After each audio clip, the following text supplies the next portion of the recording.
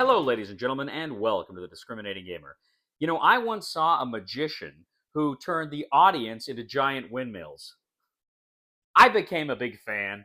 Ladies and gentlemen, today we're going to go ahead and take a look at Axis and Allies Anniversary Edition from Renegade Game Studios.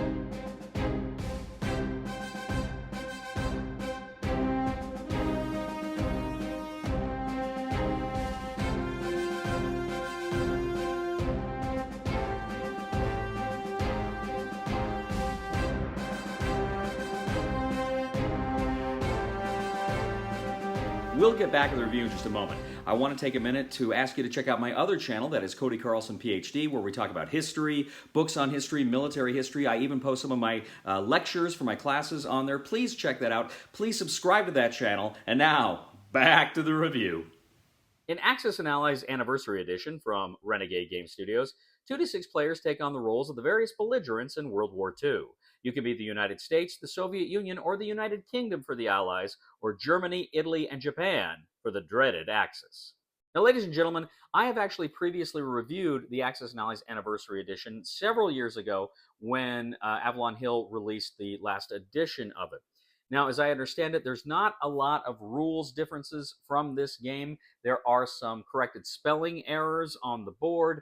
There's a few other little kind of minor tweaks here and there, but generally this is the same game, so I'm not really going to get too heavy into the rules here. I'm just going to tell you about my overall impressions, what I like about this one, and yeah, I like it. Now, I like this edition for several reasons. First of all, you could start it in either 1941 or 1942, so you kind of had a little bit of leeway to for a start date for which nations have which resources, which territories, and weapons and whatnot. And I really like that. You could begin with the Germans just about to invade the Soviet Union or already well into the Soviet Union. You could begin with the Americans, the Japanese on the verge of war or really going at it. So I really like the flexibility you have with the scenario setups in the game. But more to the point, I always found that the invasion of Russia here, the various spaces between German-held territory and Moscow, there was always a lot more, and spaces that don't really give the Germans much in return. So I like that. To me, that made for a much more dramatic battle. I like that Italy is a playable character. This introduces another player. You know, in previous editions of Axis and Allies, it was just the five. It was America, Britain, the Soviet Union, Germany, and Japan.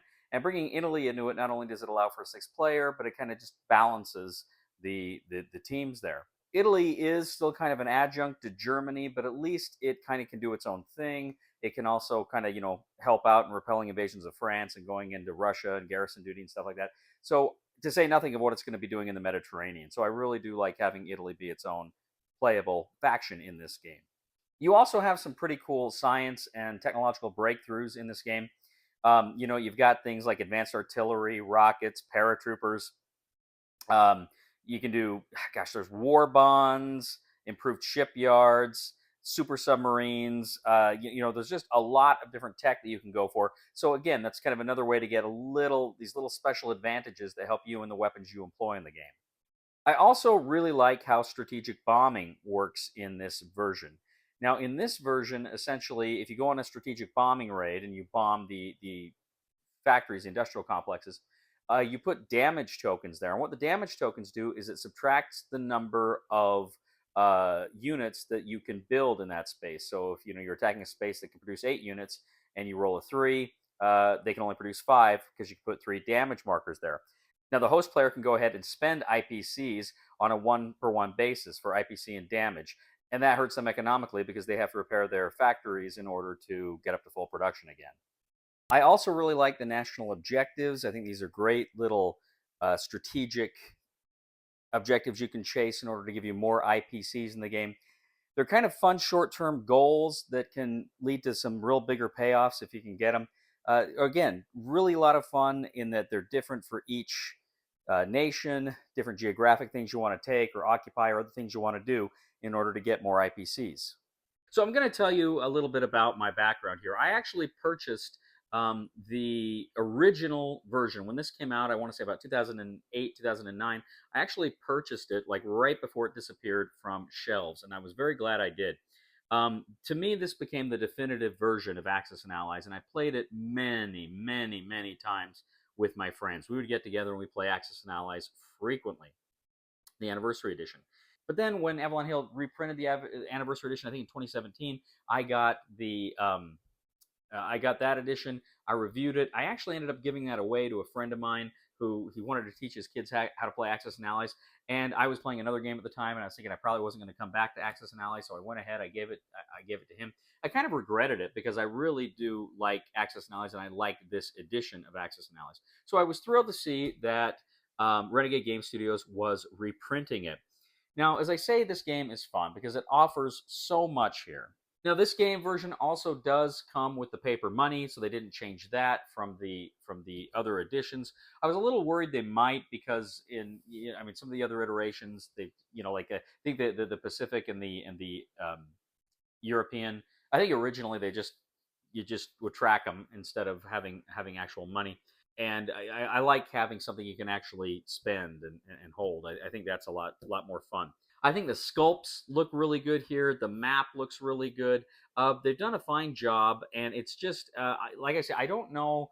I can't comment off the top of my head if the overall component quality and map quality is superior, other than the changes for the iterations. But all I know is this is solid. This is good. I played this again with Ray the other night. I imagine I'll be playing this one again. This was, like I said, this was historically my go-to Axis and Allies game. I love the global scale. I love you've got real in-depth choices in both Europe and in Asia. To me, it always felt like it was a lot stronger than some of the kind of smaller Axis and Allies versions, the 41, the 42, and stuff that are global, but they're smaller. To me, this is the definitive way to play the game. You've got so much here, and the board is massive. You have it's actually 3 board pieces that you just kind of slide together. It's a massive, massive board. All I can say is I really, really enjoy this game quite a bit. This, to me, probably remains the definitive Axis and Allies game. I've never played Global. I've never put the Europe and the Pacific together. I don't know that I ever will. If I ever want to play something on a globe, I think I'll play this one. But I absolutely love it. I'm going to go ahead. I'm going to give this an 8. This is, as I say, one of my favorite ways to play Axis. It's probably my favorite way to play Axis and Allies. So on the Cody scale, I'm going to give this one an 8 out of 10. This is a great game. I absolutely love it. Thank you once again for joining us today on The Discriminating Gamer. As always, I ask you to please leave a comment for us on YouTube, on Board Game Geek, on our Facebook page, or on thediscriminatinggamer.com. We ask you to please like us on Facebook, subscribe to us on YouTube, and follow us on Twitter. I'd ask you to please give a thumb to this video on YouTube and on Board Game Geek. And if you're so inclined, I'd ask you to check out my other channel, that is Cody Carlson PhD, where we talk about military history, books on history, fun things like that. It would mean a lot to me if you would subscribe to that channel as well.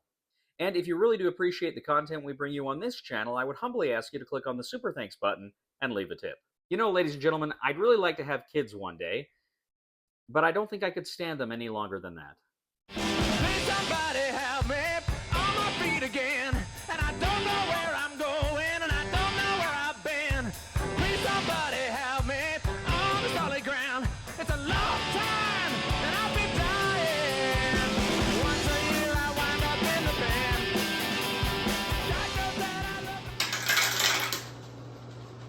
Ooh! Oh, yes! Oh. Held it with one dude. Oh. I know know where you're going to be loading a crap load of people up.